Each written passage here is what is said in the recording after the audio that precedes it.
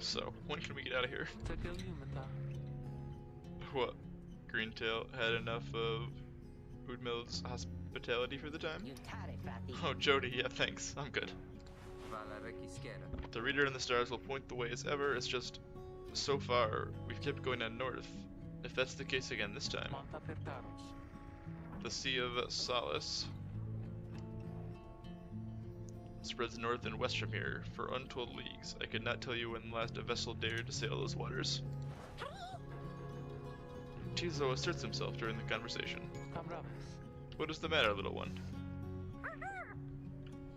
Tizo is trying to get you to come look at something outside the wagon. Reader, please go see what he wants. You excuse yourself and follow the imp into the dark of night. You find Faye, the lone minstrel, already gazing up at the stars. Can you not read the stars yourself then, Mr. Minstrel? I fear it is not so simple as matters of can or cannot when it comes to me, Faye. We shall see what the reader has to say, for this is his charge. And here he is, in fact. Thank you for fetching him, Tizo. Tizo is happy to oblige the lone minstrel. Reader, it would seem the skies have cleared to some extent. Please look upon the stars and see where they compel us to go next.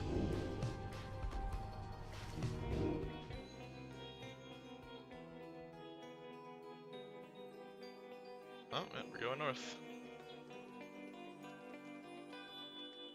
For the ruins of a lost frigate in the Sea of Solace. Well, looks like we're going swimming.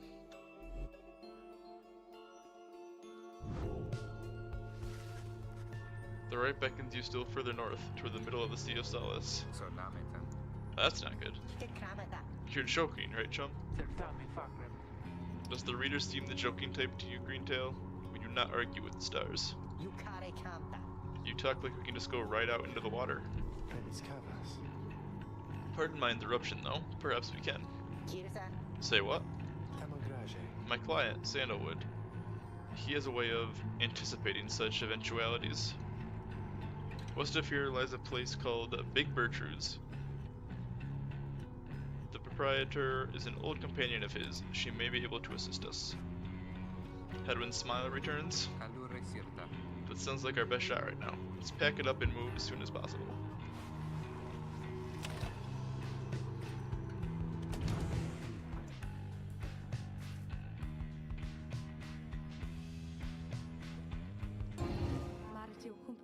Can I do Jody's yet? Cannot. Just to be yet higher leveled. What do you want, Mr. Greetings, reader. It is good that you are here, for there is something that I wish to tell you privately. Do you have a moment? I shall not keep you long, though I know your time is precious. Sure.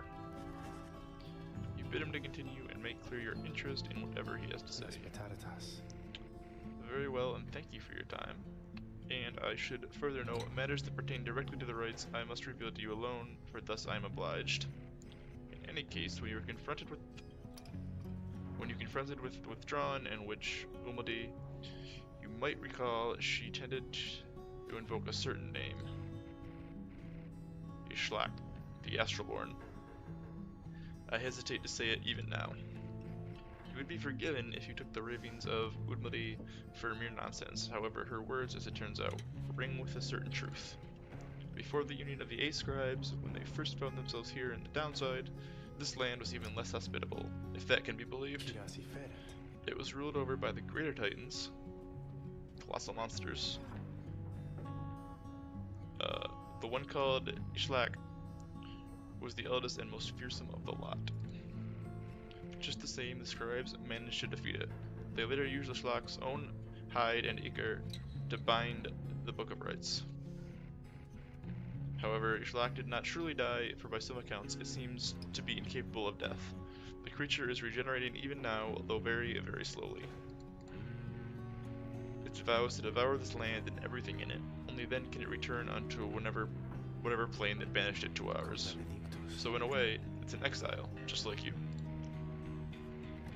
If ever should the creature be reborn, it shall be many ages hence, thus the ravings of humility are more or less inconsequential for a while.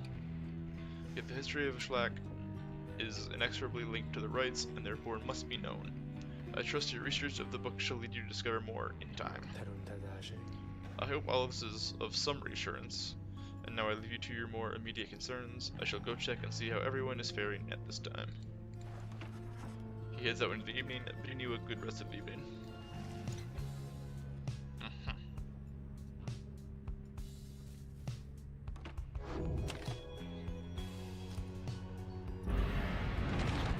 Let's roll out.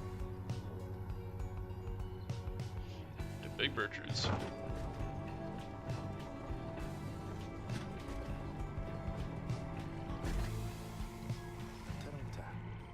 This is the place. Let us go see my client's companion as soon as you are ready.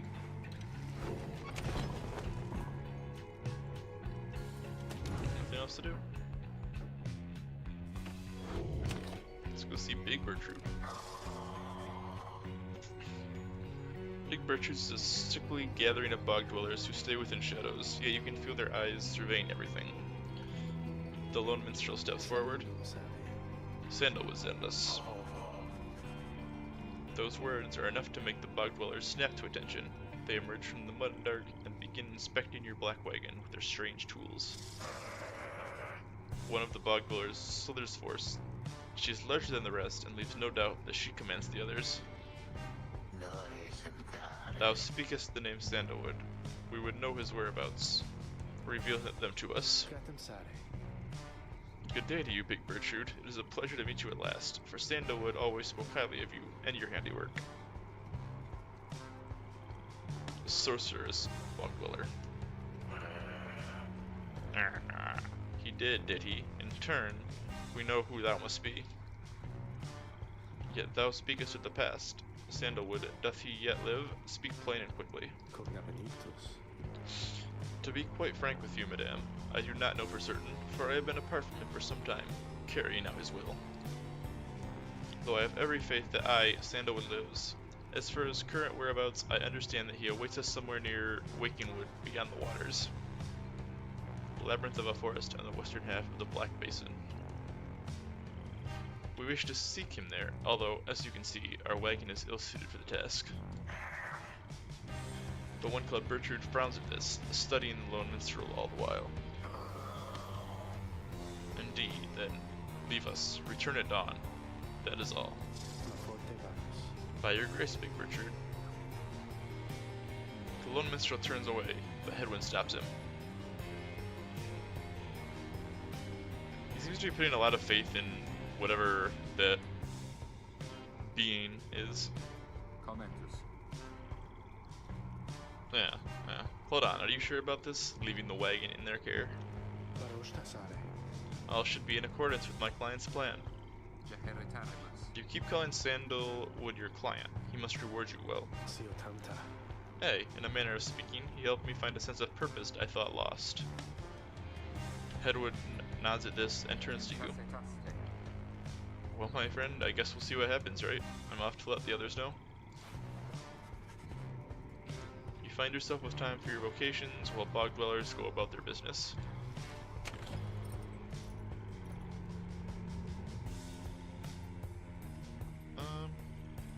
Let's forage.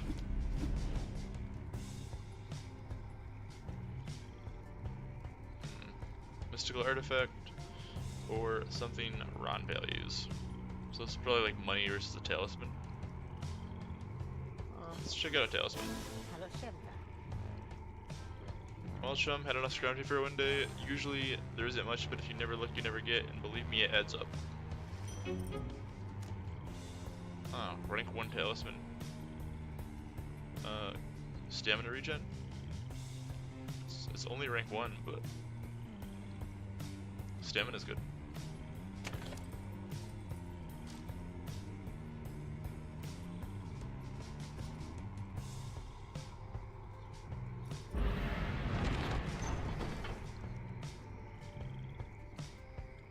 The lone minstrel finds you early the next day. Reader, it is ready. Please come have a look. The others are already there.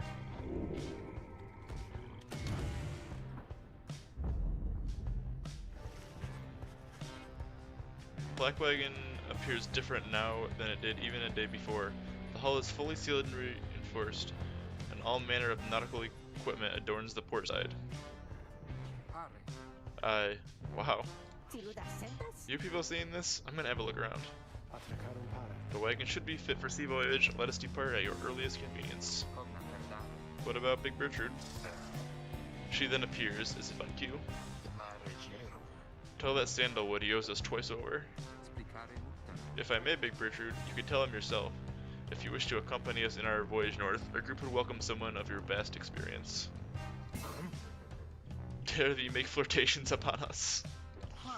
No, Enough.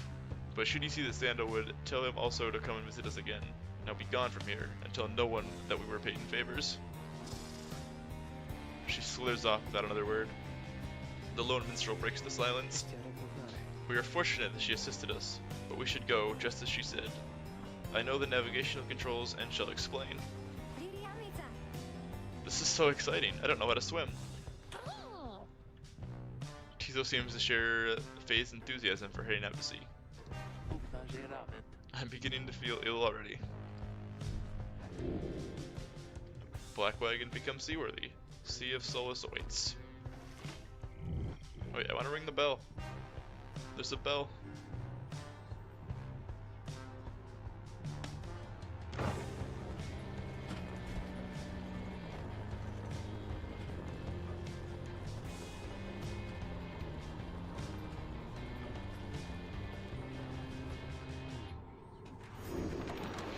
Oh, okay.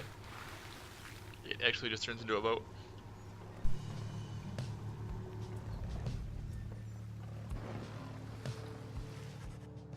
You and your companions watch the sea as your wagon rolls over the gentle waves. We've crossed into a warm gulf.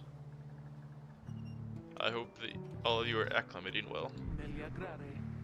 There is no acclimating these worm-infested waters. We risk everything to sail here. As long as we follow the cold current Big Bertrude indicated, we shall be safe. If the next right is in the middle of the sea, how will our adversaries meet us there? They shall find their way, as we find ours. It is all a part of the scribe's design. Now reader, please confirm the next point on our sea journey. We seek the hulk of oars. According to the stars, the next right shall commence here.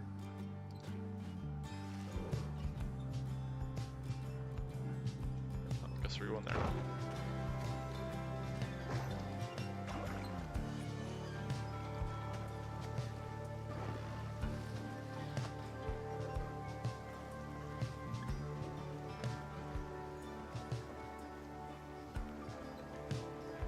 Oh god, sounds like fun, Sky.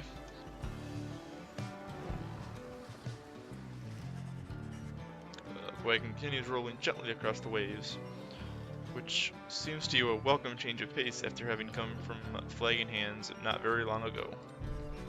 However, Jody seems more concerned now than before and paces ceaselessly. When she notices Ruki, she stops him for some questioning.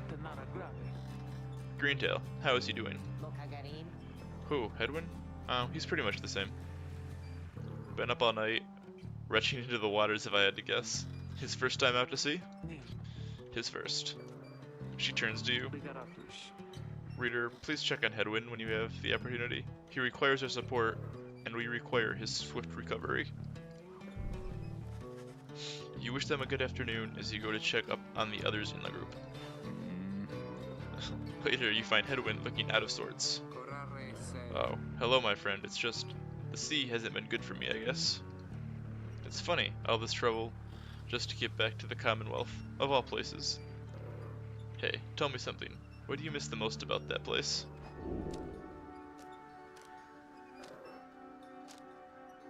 Your book collection. Sure, it was highly illegal, though just the same, you miss having had access to those volumes. Your life was almost always difficult, but several of your longtime confidants did help you to get by. Your mouth waters at the thought of it, at least compared with what passes for sustenance here. Let's go with the food. You confess to him that you do miss Commonwealth cuisine. Not that you often got to eat your fill of it or anything. The food? That's a surprise. I always thought the food was terrible. Ha, I hope you're not offended. I think maybe you haven't tried real food. One day if we look out and find ourselves decent ingredients, I'll cook something for you, okay? Anyways, I'll be fine, I think. Thank you for checking up on me. You sense he wishes to be alone. There is not much to be done for him now. Too ill to conduct the next rite, huh? Sorry for the interruption, reader. Please again confirm our next point on the voyage.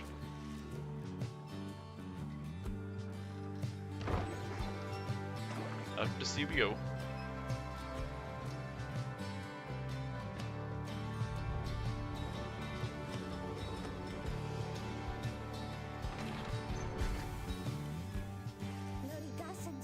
By the scribes, the sea. I didn't know it was so beautiful. Having escaped the waters of Worm Gulf, you can now see what must be the hulk of oars far on the horizon.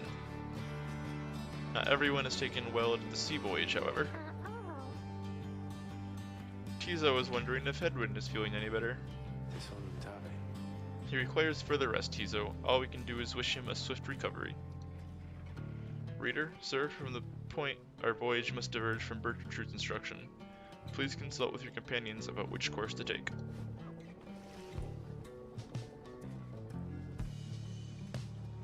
Eight scribes shall bless you here. Tizo wants to fish for something tasty here. Let's go with Tizo's path, because Tizo's best character in the game.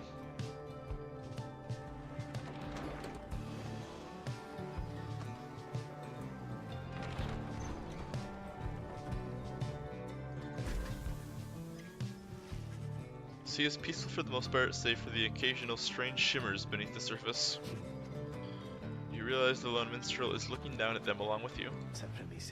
Those shapes down there, some must be worms of the Sea Dominion, cast to exile.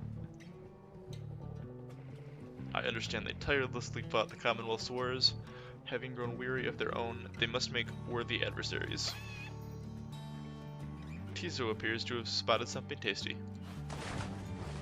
Tizo dives without warning into the depths below. And there he goes again. That one enjoys being at sea, despite its perils. Eventually, the little imp resurfaces, clutching something in its claws. Tizo got a spotted slurp. You could always sell it. 94? Pretty good.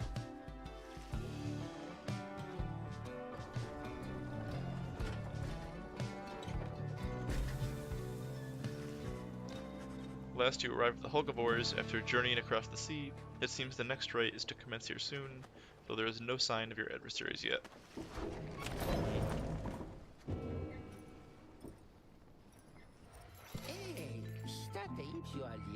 Oh, hey you guys. Funny running into you out here, right in the middle of the drink. Know what I mean? Not a lot of customers today, so have a look. I'll give you a good deal. Again, we're not questioning how Ron gets all over the place when we're having to struggle and talk to weird sea creatures to build us boats.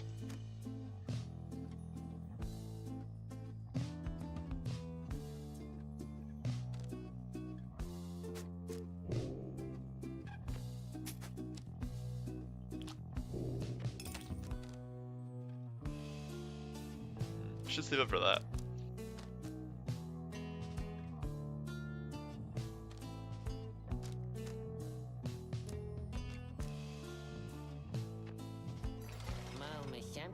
Be seeing you guys.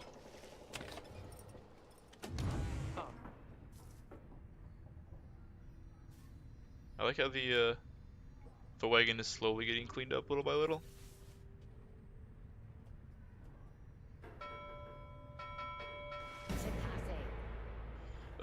Oh god. Oh, you just keep right on ringing that bell, chum. Keep at it. Rookie seems to be taking issue with your frivolous use of the nautical bell. After all, there is no sign of a nautical emergency, nor a prepared meal. Oh, I know it's not mealtime, it's fine. I'm starting to really enjoy the constant ringing sound, though. Now that it doesn't mean anything to me or anyone anymore.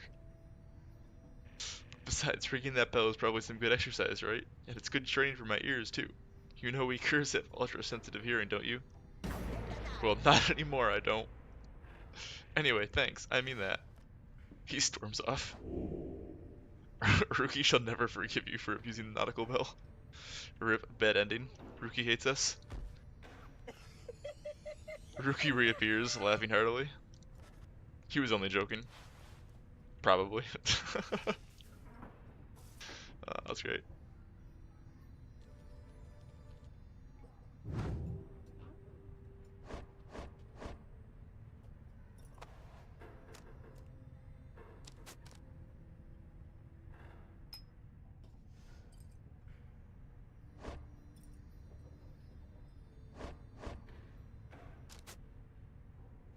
That doesn't upgrade. Only has 3%.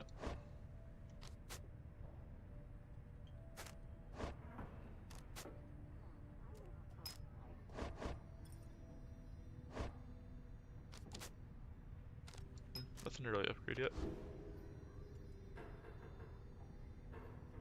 Ring the bell again.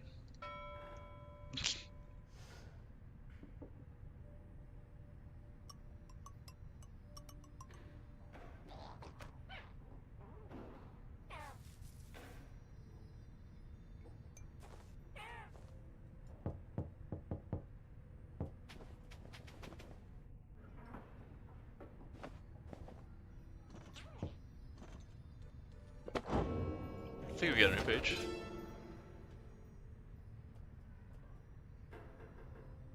Damn, we're still only in chapter 1. It's actually a long game. I assume each of these tabs is a chapter. Would make sense to me.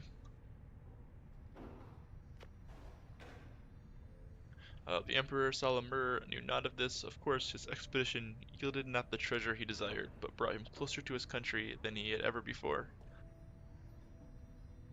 As he traveled down the river Sklorian in pursuit of greed, he found instead an inkling of shame. He saw the sunken faces of his people, heard their words for him. In time, he could not ignore it, and it proved more than he could bear. The river finally claimed him, his belongings, and his retinue. Once the people heard, I understand, they cried with joy. Perhaps he ought to have perished, but the mercy shown to him, I think, is what transformed him. Monk-ass.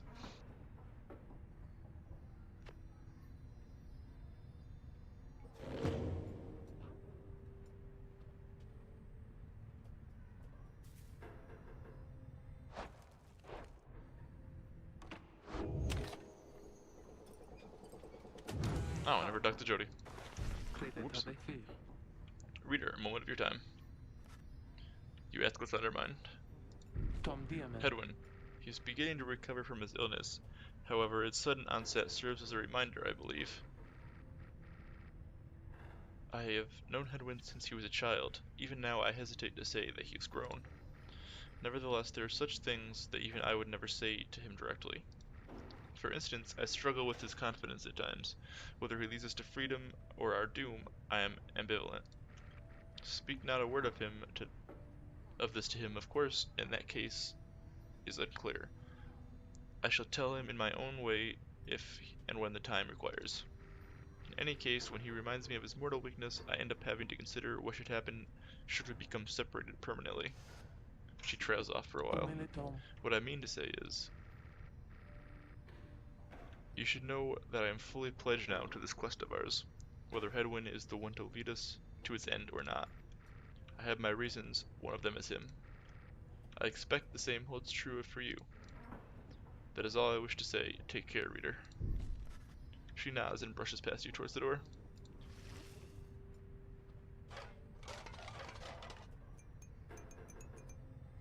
Wait, why are there fish in the portholes? We're not in the water right now. That's weird. Also, I'm starting to wonder how we fit all these people in this one little wagon.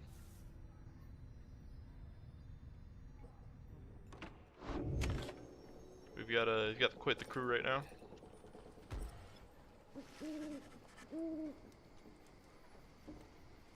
Having landed at the hulk of oars, you and your fellow exiles now anticipate the hour that the rites are to commence again. What do you think, Tizo? Don't I look just like Mr. Hedwin? Tizo is worried that Hedwin is still feeling unwell. Wait, I think... What's that? A serpentine creature emerges from the water, followed by several others of its kind. You recognize it as a worm of the sea's dominion. What they're all doing here you see plainly by their ritual remnants. The nearest one somehow loosens its mask. Wow. Good sirs and good ladies. So it is you that heed the summons to glorious competition against this knight and his brigade. Well then, let us do battle now without delay. More than our freedom is at stake here, but our very honor, and this knight fully intends to reclaim his. Oh, and lest this knight forget, he is called Sir Gilman. He salutes you all on behalf of the Pyre Hearts until the contest. Little nightworms. He splashes out of view just as the stars begin to shimmer with strange light.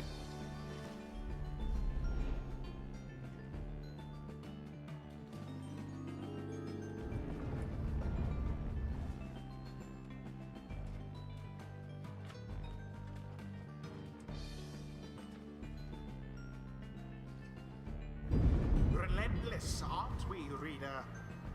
Even the vastness of the sea was not enough to thwart your coming here unto the hulk of Orus.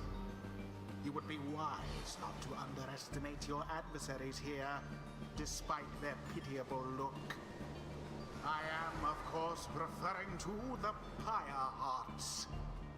These rites are but another war to them, and that makes you their mortal enemy. I expect your battle to be glorious.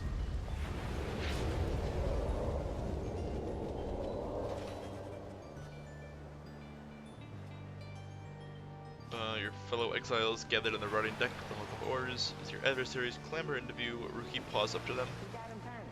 Say, what are you worms even doing here? Can't you just swim back to the Commonwealth, or the Sea Dominion, or wherever it is you're from? Ha! An excellent point. It seems that these adversaries in the rites are clever. Wouldn't you say, sire? Just get rid of them already, Gilman. As your commanding officer, this knight hereby commands it. This knight wishes to introduce his noble commander. No worm knight in history has withstood as many frontline battles. Doff your helm, sire, as it is our custom. May our adversaries tremble at the sight of you. Sir Gilman attends to his commander's mask, despite his protests. Give this knight his mask. This knight hereby presents you the great Sir Deluge. He's a petty worm knight of the Sea Dominion, who somehow survived countless battles. A noble visage, is he not? The Sir Deluge trembles and squirms. So, yes, you can swim or no? Ha, of course we knights can swim. All knights of the Sea Dominion can. But we are exiles in this land, same as ye. We can swim, 'tis true, but 'tis similarly impossible to swim back up the river down which we were flushed to end up here. Nay, there is but one way to return. Silence, Gilman, nobody cares. Back to your post. Sir Gilman hesitates, but does as he is told. This knight knows who you are, Nightwings, and he is not afraid of you. He somehow climbs back into his mask and coils up to his full height. Now, on guard! The exiles of the Worm Triumvirate take their positions as you focus on the Book of Rites. What an interesting cast of characters. Reader Hedwin's illness means he cannot help us here. He shall be counting on us. Who shall stand together here this night? Rookie. Joe Dariel. Faye. Now. Oh wow, I've heard so many tales of the Worm Knights. I thought they would be more impressive though. Gilman, status report. What's the enemy's position? They now stand ready to confront us, sire. A brave triumvirate they seem to this knight's eye. But brave? Air-sucking monsters? One and all. Pyre hurts. Be ready.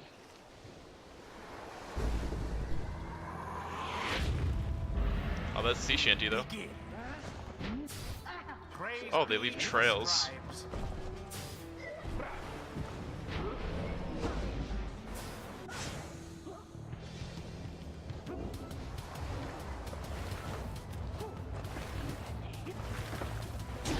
Your adversary's Pyre is the first to falter.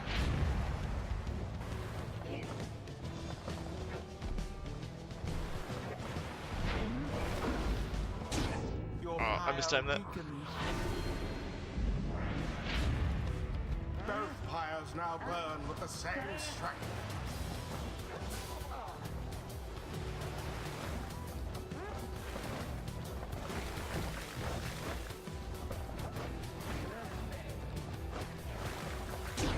Rookie plunged into their pyre. It seems the Nightwings are a bit ahead. 'Tis what the scribes ordain. Gilman, your form is sloppy. Fight them as though your miserable life is on the line. Your words do wound me, sire. This knight gives every his very, very best. Though perhaps we do have much to learn such a brave triumvirate as those whom we now face. But whose side are you on? Get out there and vanquish them. Wow, those bozos bicker even more than we do. Let's get them while they're busy fighting. There seems to be dissension in your adversary's ranks. 'Tis little wonder these fool worm knights are no longer fit to serve the Commonwealth.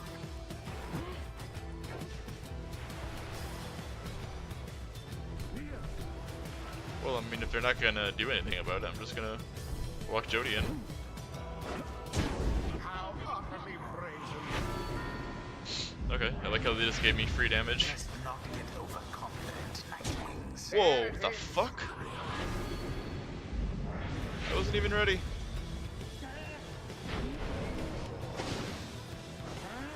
Oh.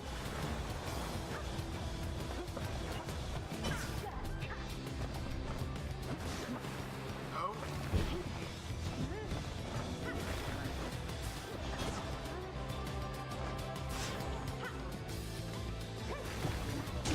The fire of resolve. Once more like that and we are finished here.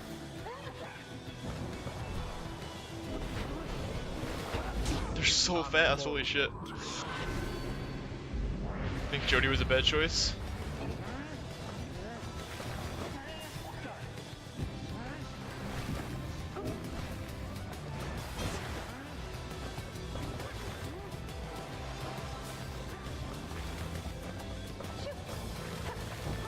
And it is done. The Nightwings prevail. Their adversaries must be rather shaken after that. The right is done. Those worms were quick, alright. But by Rookie Greentails, quicker. I expected more from the Worm Knights of the Sea Dominion. The sea was making me a little queasy, honestly, but we still won. We won. This night commends you, noble Nightwings. Glorious fought indeed. And this knight shall wistfully remember this defeat until the end of his days. Silence, Gilman. This is all your fault. And now, cavorting with our enemies... cavorting? Yeah. With our enemies, how dare you? This knight was but attempting honorary compliment, sire. Is it not in accordance with the rights to praise one's adversaries on a worthy outcome? Worthy? This knight will show you worthy, you miserable little minnow. You are a failure, Gilman. Get now from this knight's sight. Aw, poor Gilman. He's just trying to be nice. The hearts of all these exiles. 'Twould appear that rookies not too old to learn new tricks. Faster, stronger, and a little better looking too. I mean, is there anything I can't handle?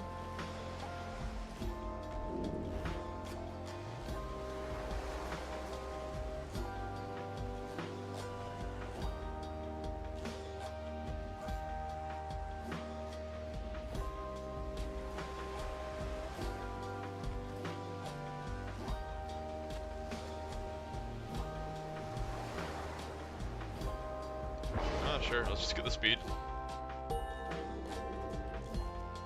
Gotta go fast.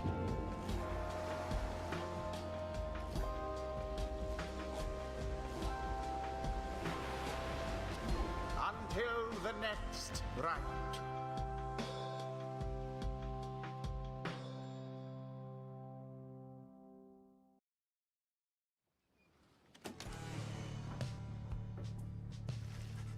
After besting the Pyre rather soundly, you at last return to the wagon with your companions. There is little discussion of the Pyre, who seem to have already swam off towards wherever next the stars directed them. Instead, your fellow exile's attention turns towards your companion, who was absent for the rite. How is Hedwin? The lone minstrel makes a sound, but no words form yet. Something is troubling him. I urged him to remain bedridden. And he simply would not listen.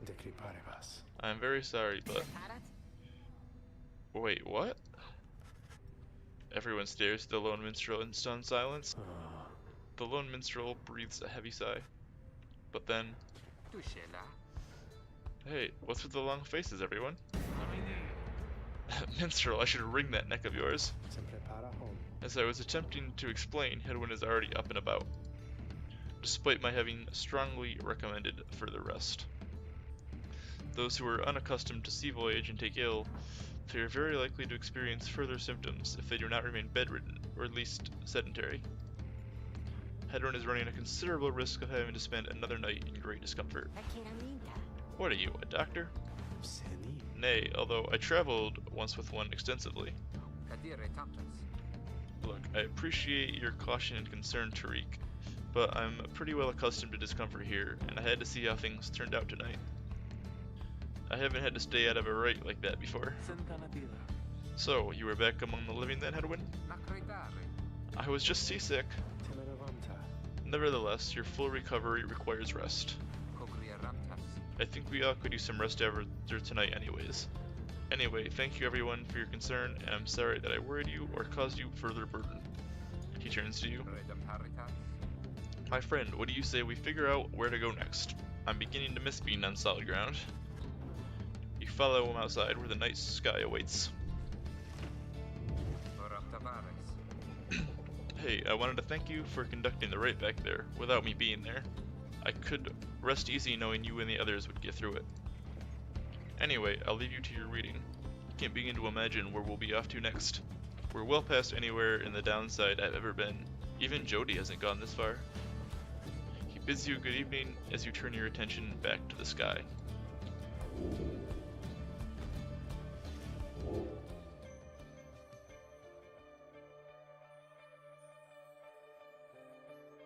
More north, I assume? More north.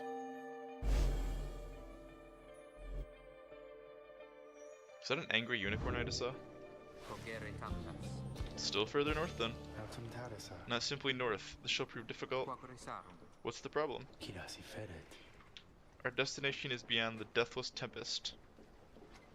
Tempest raging in the Sea of Solace seemingly for all eternity. A vessel such as ours has little hope of traversing it intact. Can't we go around it? Given our confrontation with the Pyre Hearts, our chances back in worm-held waters would be even worse. Come on, people. It'll just be another day in the downside. Go get yourself some sleep while we still can. Bet you'll feel better in the morning. Your optimism is infectious. Isn't it? You all concur that rest is in order, for the sea journey has been taxing to everyone. Come daybreak, you shall have to find a way to sail past the deathless tempest.